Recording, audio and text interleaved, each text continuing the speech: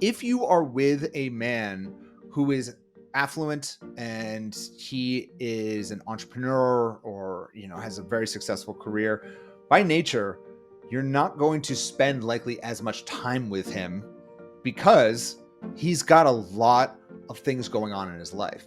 And so it's very difficult for a woman who is needy, who needs a lot of constant time and affection. It's going to be very difficult for that relationship to work out. Like, in many ways, you have to be that independent person in order to be that power couple. Gary, today we're going to be talking about the 7 things that affluent men deeply desire in a woman. I wore my gold watch today for this one, which is not real gold, by the way. I'm not a big watch guy, but I wanted to look the part for today because we're going to be talking a lot about affluent men and attracting men who have access to resources. And really, this came from just some experiences that I've had recently. I've joined a kind of my own mastermind because I think everyone should be in masterminds or coaching programs. And I'm in a business coaching program because I'm a dating coach and Love Strategies is growing very, very fast. And I'm learning how to actually grow the organization. We're up to, I don't know, 16 people right now who are working for Love Strategies, and it's getting crazy. So long story short, I'm going to my own events and learning and seeing how I can be a better leader myself. And throughout that, I'm meeting a lot of men and women, but for the sake of this podcast, men who are extremely affluent, like 30, 50, $100 million net worth plus. And I've just had an unusual just access to these men. And the interesting thing about my profession is when I tell someone what I do for a living, they immediately want to talk about their love life. Does that happen to you, Gary? All the time. That's why sometimes people say, like, what do you do? I'm like, statistics. That's such a better, I don't have that cop out. Jealous. That's a good one. That's a good one. But yeah, so I'm going to just share, Gary and I kind of put our heads together on this, but share some of the things that I've really noticed that these types of guys are looking for in a wife and a woman and a partner. And some of the guys I've been meeting are single. Some of them are in relationships. Some of them are married. So it's just like a pretty healthy mix. But especially in this demographic of men that I've been surrounded by, it's likely the type of guys that you're looking to surround yourself with as well. They're competitive. They're kind of that more dominant, alpha natured, more masculine type guys. They tend to be very selective about their inner circle, about who they allow into their life and who they do not allow into their life. They're very thoughtful about that. They're also pretty impatient.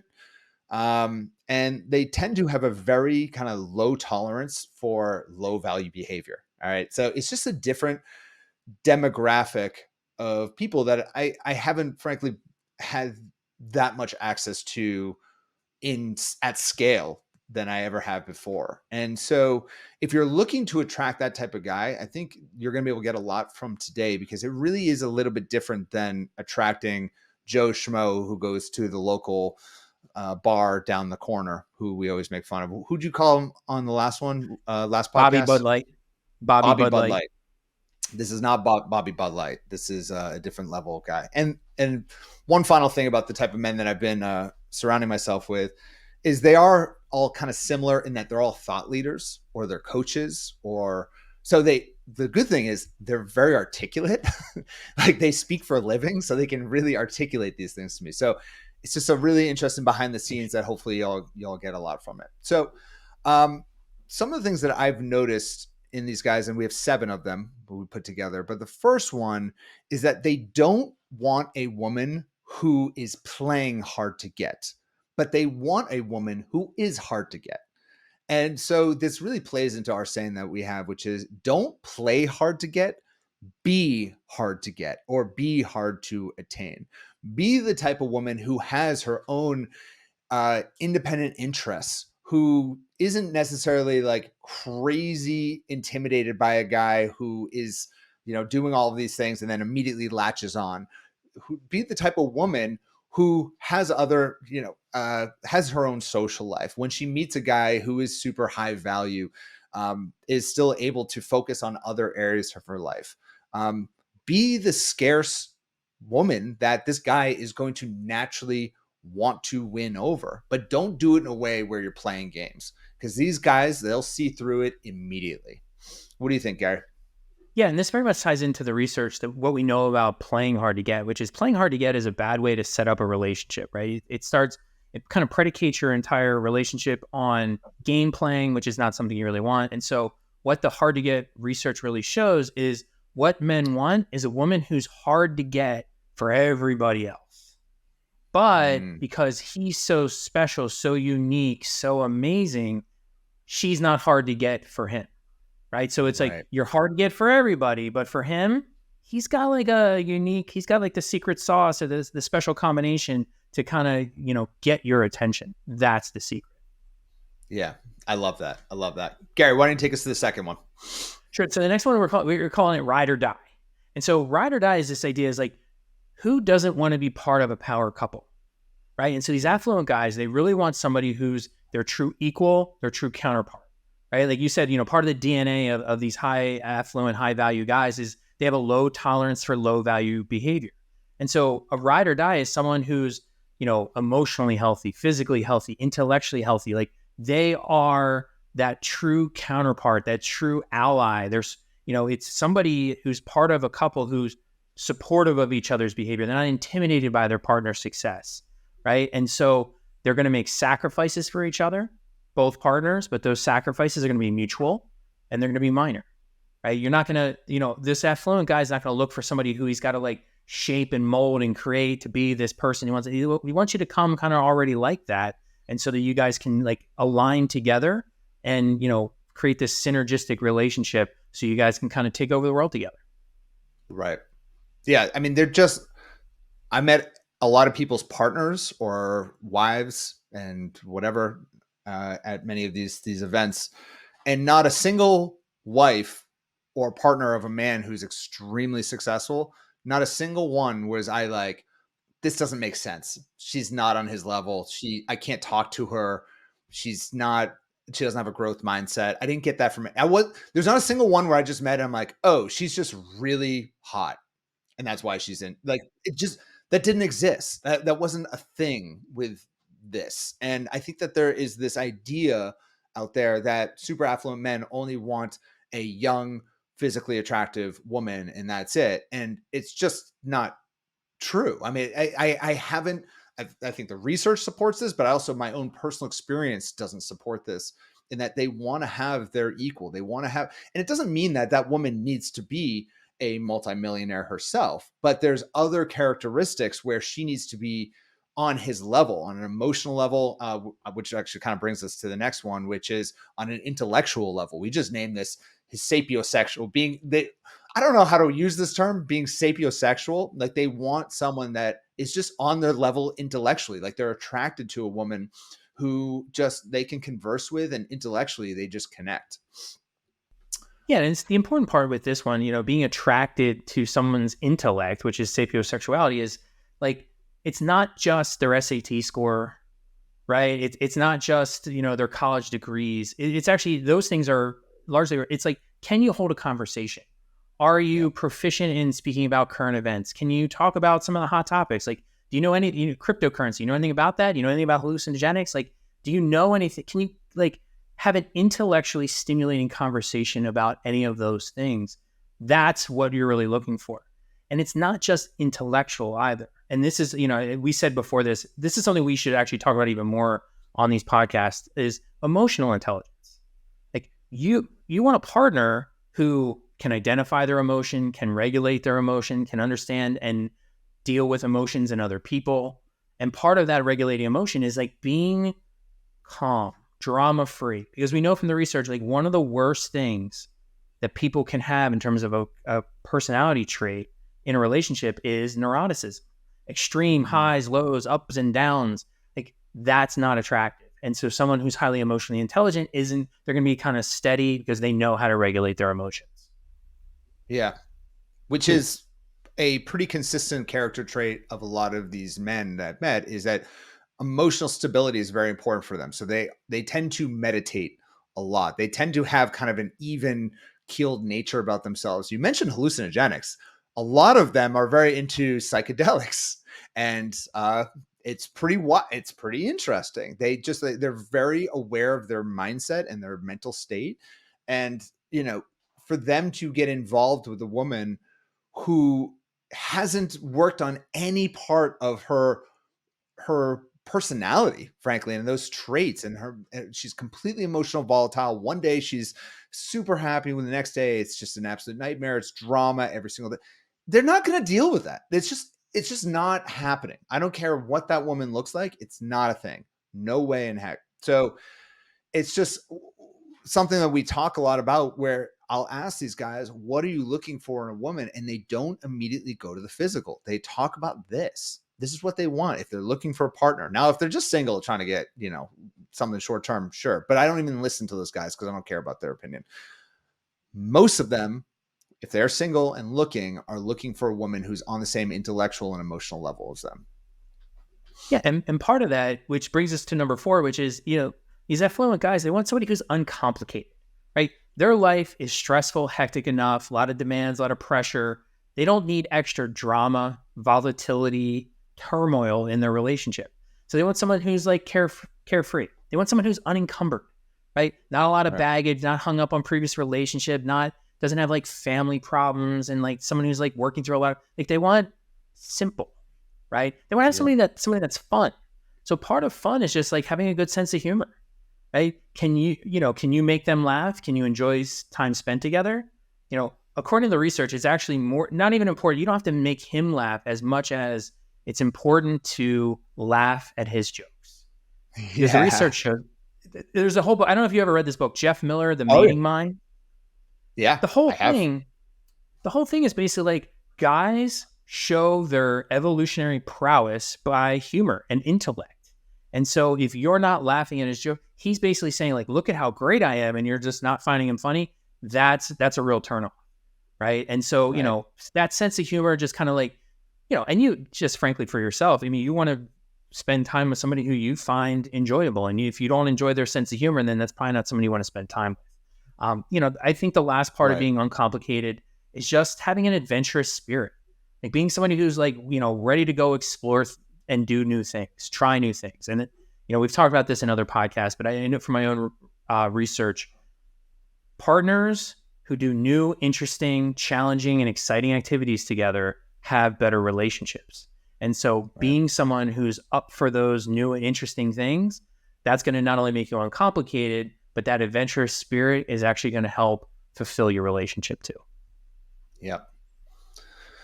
I think that this one is a particularly tough pill to swallow, or a big pill to swallow.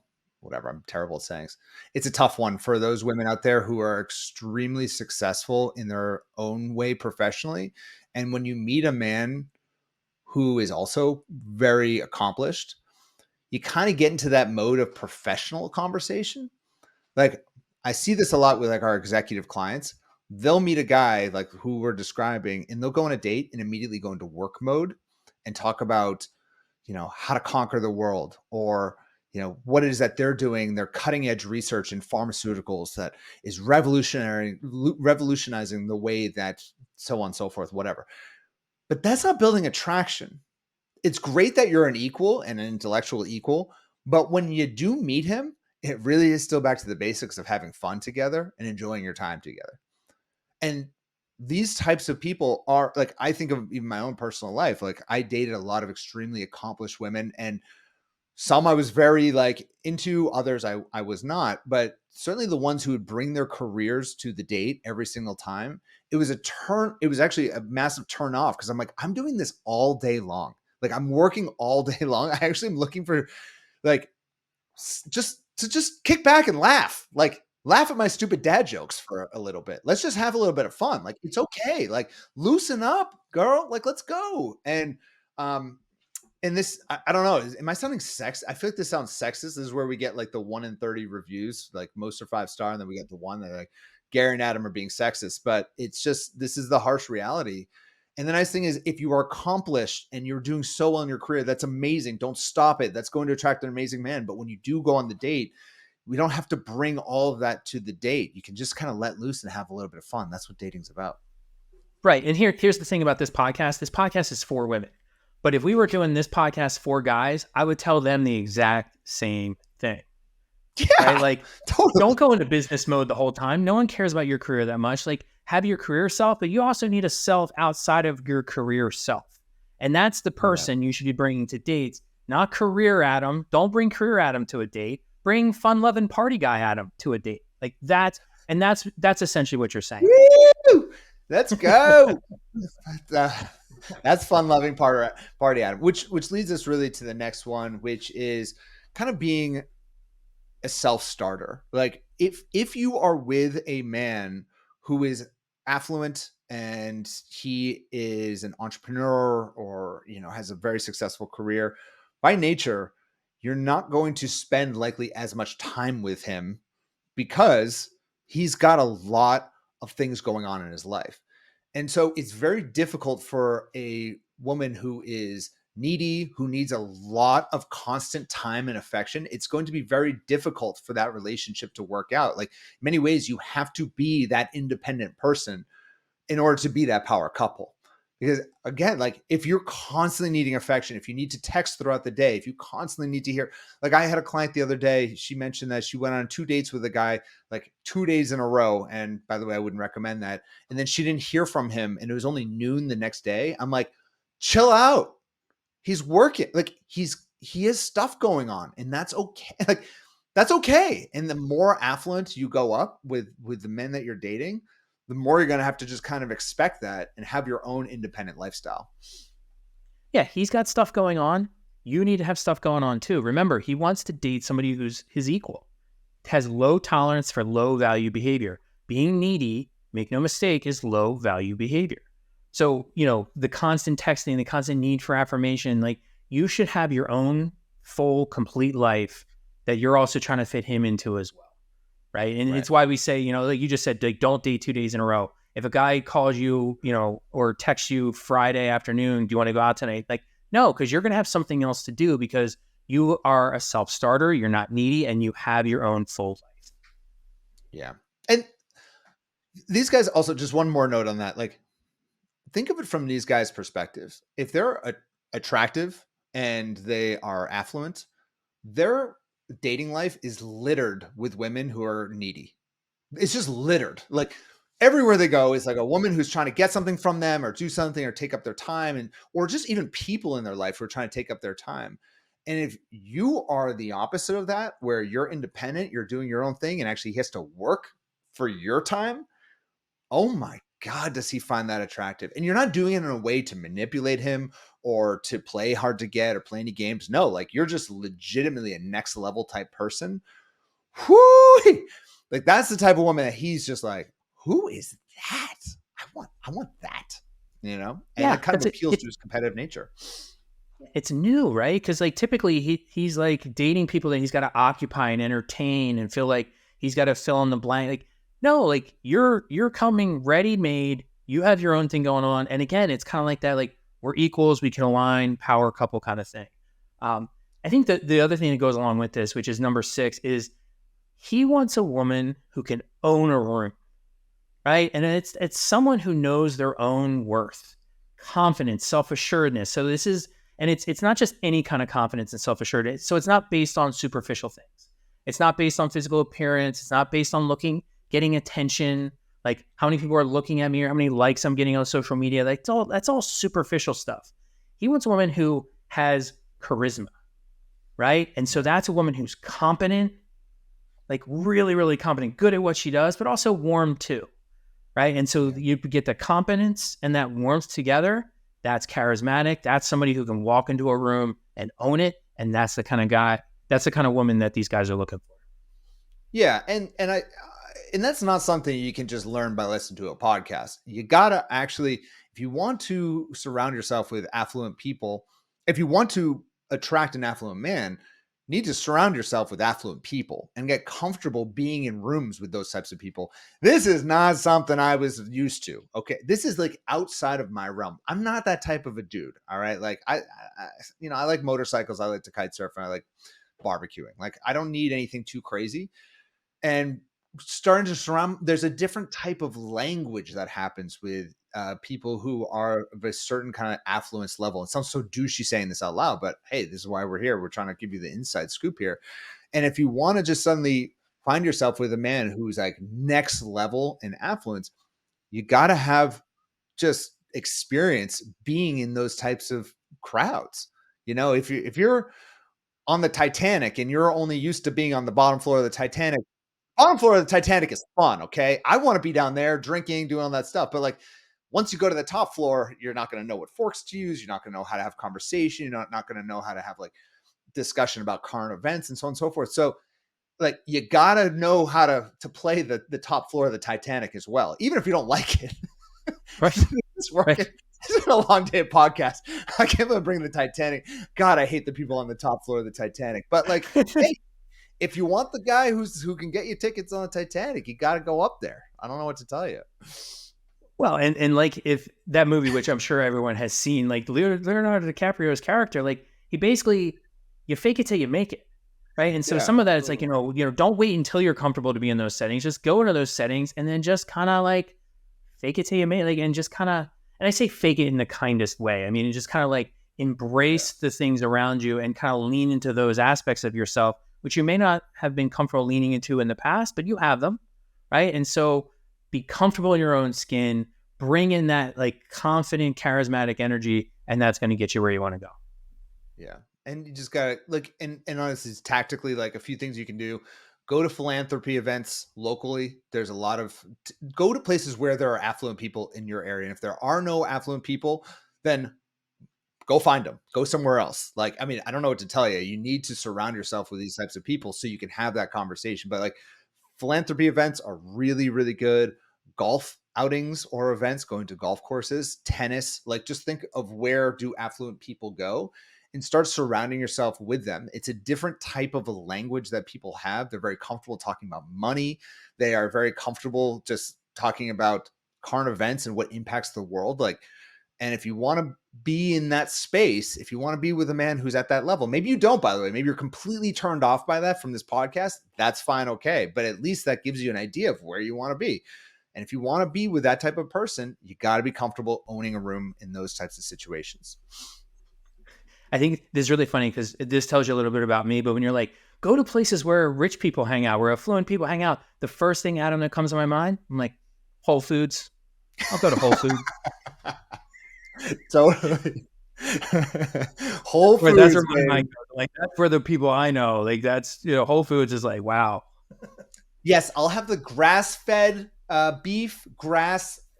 You just like really, right? Just so everyone knows. Do you have any gluten-free pasta? Just so everyone. See, that's what I think. Totally. More like whole paycheck is what they say. Whole Foods more like whole paycheck. For real. All right, end us with the final one here. All right, so the last one, number 7, in the things that affluent men deeply desire in a woman is this idea of the healthy reality distortion. So Steve Jobs was famous, the founder of Apple, famous for having what he called his reality distortion field. And so his magic really was like, he'd come into a room and say like, we're going to have this project done in a month. And everyone's like, no, it's going to take 3 months. He's like, nope, it's no problem. We'll do it in a month. And then sure enough, everyone just kind of rallied around that idea and then got it all done in a month. And so what we're saying in this context is affluent guys want somebody to kind of be that reality distortion person for them.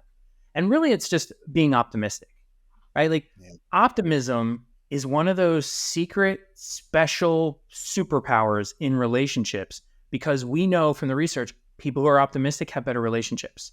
Bad things are going to happen. Challenges are going to present themselves. There's going to be points of friction. But if you're optimistic about the outcome, you're going to weather those storms more capably than if you're pessimistic and cynical. Pessimism and cynicism, skepticism, all those isms, right? Those make you sound smarter when it comes to relationships. But the people who actually have better relationships are that reality distortion, really, really optimistic. You want that kind of partner on your side. Yeah. Well, and it just relates to a previous podcast we did recently about how people ultimately want to date people who are like them. Okay. Like we don't want to date our opposite. We want to date people who are similar to us. And affluent, self-starter, entrepreneurial type guys, people who are doing well, tend to be very optimistic.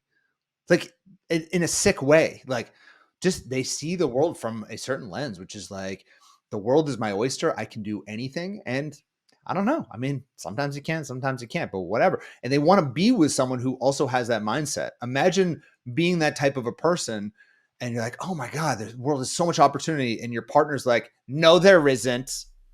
The world is a terrible place. I don't know why I'm going like New Jersey here, but it's just the worst. Oh God, everything is terrible. Whatever. You can it's just it'll never work. So, and the nice thing about all of these things is these are things that you can work on today. Maybe you came out of this podcast and you're like, I don't want anything to do with affluent people or affluent men. And if that's the case, great. Maybe that'll now have you go back to Bobby Bud Light and be totally happy with it. But if you do want to be with someone who's on this level, you also need to be the type of person who's on that level. And then suddenly it's actually pretty easy to attract these types of guys. Yeah, I just want to, add one last thing at the end is like, we frame this very much in terms of like, what do affluent men want in women? Because our podcast audience, it's mostly women. I would also say though, we have a ton of affluent women who listen to this podcast, right? Yeah. These are also the same traits you should be looking for in a guy, right? He needs to be uncomplicated. He needs to be able to own a room. He needs to be a self-starter. He needs to have this intellect. He needs to be your ride or die. Like all these same things go the other way too. And so, I just want to make it clear, like it's not just, women need to be these things for the guys. The guys also need to be this way for the women. Right. That's a really good ending point. Thank you, Gary. Good stuff. And hopefully you all enjoyed this one. We'll see in the comments. All right. Thanks, Gary. Talk soon. Thanks, Ad.